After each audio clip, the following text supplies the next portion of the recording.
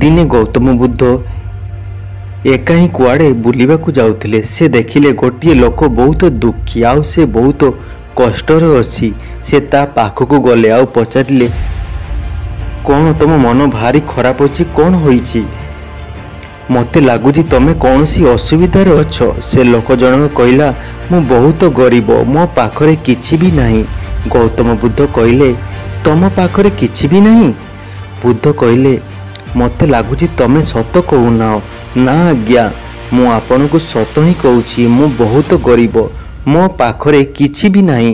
बुद्ध कहले, तमे गोटिए काम कर, तमर दुईटी कान अछि, मते गोटिए कान बिकी दियो, मु तुमको ता बदल रे 1000 सोनार मुद्रा देबी।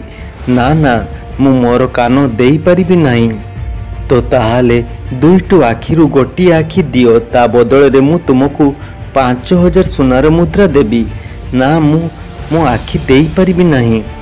ताहाले तमे तुमर गोटिए हाथ देई दियो, मु तुमको 10,000 सोनार मुद्रा देई देबी।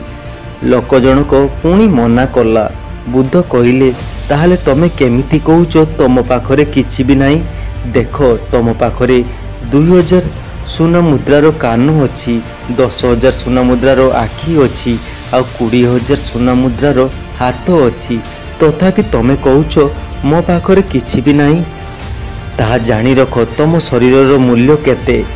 यह शुणी लोक जनक चुप होईगला। बुद्ध कहले, तम पाखरे एमिति जिनिस अछि, भल भल कथा शुणिया पई कान अछि, भल भल काम करिया पई हाथ अछि, भल भल जिनिस देखिया पई आखि अछि, पुणी तमे कहूच मु गरीब।